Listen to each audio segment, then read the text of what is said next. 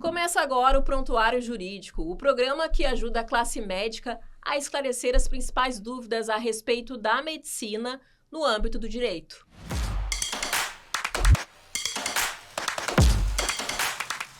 No episódio de hoje, nós vamos abordar um tema que gera muitos questionamentos, principalmente quando o médico acaba a graduação. Nós vamos falar sobre os diferentes tipos de vínculo de trabalho. E para conversar conosco hoje sobre esse tema, é com grande prazer que eu recebo aqui no estúdio do Simers, o advogado do Simers também, José Carrazone. Seja muito bem-vindo, doutor. Bom dia, Cláudia. Bom dia a toda a equipe. Primeiramente, Cláudia, eu queria agradecer muito a oportunidade, agradecer ao Sindicato Médico, agradecer a ti, toda a nossa turma aqui, o time que faz isso rodar, certo? Primeiramente, é importante a gente falar, Cláudia, sobre os tipos de vínculos e os tipos de modalidade que o médico que recém está formado ele pode encontrar, né? A gente pode ter, na iniciativa privada, diversos tipos de vínculo de CLT, de pessoa jurídica, e a gente pode ter no serviço público, né, o tipo de vínculo de servidor estatutário e também de pessoa jurídica, né? O médico ele é contratado, né, muitas vezes, de prefeituras, do serviço estadual, para trabalhar na assistência, né? Doutor, antes da gente abordar, né, essas diferenças, que a gente vai começar por essas duas esferas, né, do privado e do público, eu comecei ali falando sobre essa dúvida que é muito questionada, principalmente quando o médico acaba a graduação. Esse tipo de tema de vínculo de trabalho não é abordado na universidade? Via de regra, ele não é abordado com profundidade na universidade, né? O que a gente observa aqui no âmbito do sindicato, e eu já faço isso há 5 anos, né, Cláudia, é que os médicos eles saem para o mercado de trabalho com uma noção pequena ou muitas vezes nenhuma noção sobre quais são as obrigações jurídicas, né? Quais são os formatos jurídicos que ele encontra no mercado de trabalho, né? Fora do muro da universidade. Então, para explicar para quem está nos assistindo aqui, a gente dividiu nessas duas questões, do privado e do público. Começamos, então, pelo público. O público é o seguinte, ele pode, via de regra, oferecer um formato de servidor público, de médico estatutário, né, aquele que faz concurso. Concursado. Né? Ou ele pode ter um outro formato de um médico contratado, né, que muitas vezes é um contrato emergencial que as prefeituras fazem com os médicos do interior afora, né? Essas são as linhas gerais do serviço público. Serviço público. Isso. E do privado, que na verdade é o mais comum, né? O tipo de contratação mais comum. Isso, a iniciativa privada ela é mais abrangente, né? Porque ela é muito maior, o serviço privado, do que o serviço público, né? E ele traz uma forma, uma pluralidade de vinculações que o médico pode ter. PJ, né? Que é o pessoa jurídica. Uhum. Esse é um tipo de contratação também. É um tipo de contratação PJ, né? Que vem crescendo muito assim nos últimos 20 anos na área da medicina, tá? E ele tem envolvido diversos tipos de formato atualmente, aí, talvez nos últimos 15, 10 anos.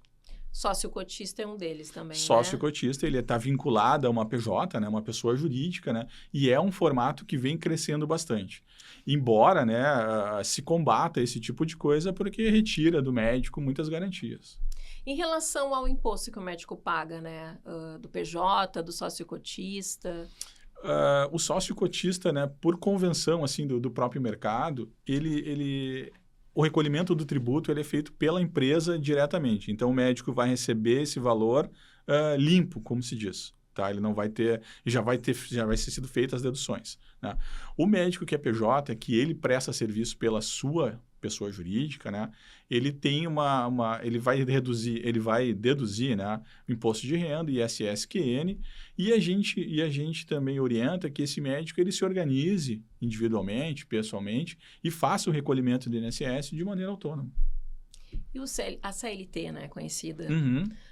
As vantagens da CLT em relação à PJ, e se existe uma vantagem, uma dica, digamos, qual delas é a mais vantajosa, dos tipos de vínculo de trabalho, né? Sim. Essa pergunta ela é uma pergunta bastante complexa, assim, né?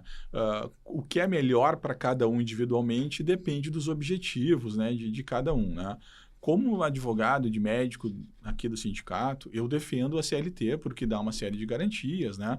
Ele Ele vai trazer as férias, vai trazer FGTS, 13º, as indenizações, né, pelo não cumprimento da legislação decorrente disso, né?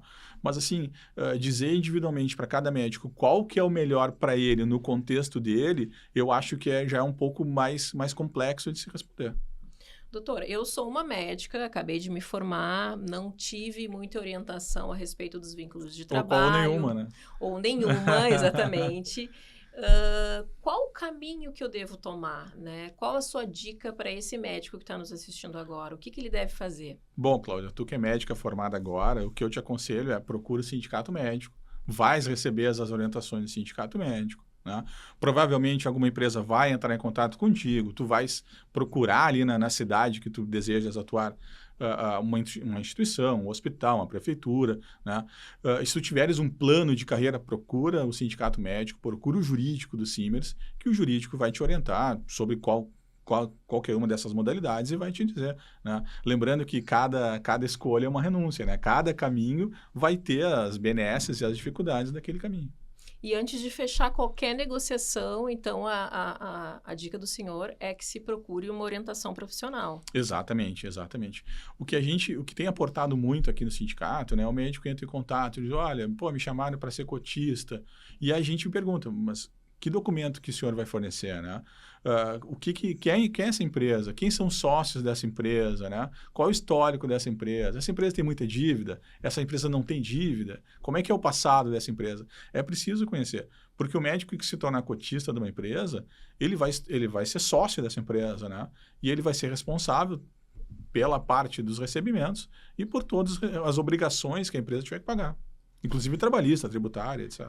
Doutora, a gente falou aqui da CLT, se eu não me engano, né? Do PJ. Tem mais algum outro tipo de contratação? A gente falou do público, né? Que é a questão dos concursos. Fomos para o privado. Agora, existe mais um tipo? Autônomo? Seria alguma delas? A questão do autônomo, ele se observa menos agora, né? Tem poucos vínculos de trabalho de maneira autônoma. E o autônomo é aquele que emite um RPA.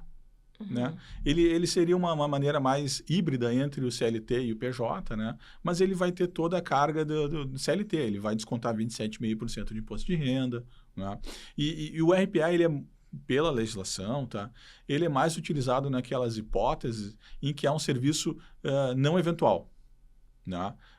Por isso que ele é aceito como recibo de pagamento autônomo, o RPA. A gente falou aqui... O senhor falou aqui sobre a questão da importância desse médico, assim que se forma, procurar aqui a assistência do Simers. A assistência jurídica é uma das ofertas aqui para os Simers, para os sócios, é isso? Exatamente. A gente tem, além da parte jurídica, né, a gente oferece todo o nosso time de contabilidade para a pessoa física, para a pessoa jurídica, que vai auxiliar o médico, né, a não sofrer nenhuma autuação da Receita Federal, para não sofrer nenhuma penalidade em decorrência disso. Então, para a gente encerrar, antes de fechar qualquer negociação, o médico precisa procurar o Simers. A grande dica que eu posso dar, né, porque o médico, qualquer dúvida que ele tiver, em qualquer regime que ele for prestar, procure o sindicato médico, né? Seja no serviço público, seja no serviço privado, o sindicato médico vai ter condições de analisar um edital, um chamamento emergencial, e dizer para ele traduzir para ele o que diz aquele edital, né, de acordo com a legislação, se existe alguma pegadinha com relação a isso. E também no serviço privado, né, o sindicato médico, os nossos colegas, advogados, têm toda a condição de orientar esses profissionais a fazer o melhor para ele, né? E assim, lembrando, né, eu costumo dizer que não existe um caminho correto ali entre CLT e PJ. Porque se o administrador estiver mal intencionado, ele vai prejudicar o médico, ou ele vai fazer um bom trabalho. Existe o ideal para cada um dos profissionais. Existe um ideal de acordo com os objetivos individuais de cada pessoa. Doutor, muito obrigada pela participação. Foi um prazer recebê-lo aqui, esclarecer todas essas dúvidas a respeito dos tipos de vínculos de trabalho. O Prontuário Jurídico de hoje fica por aqui, mas tu podes continuar nos acompanhando pelas redes sociais do Simers. Até mais!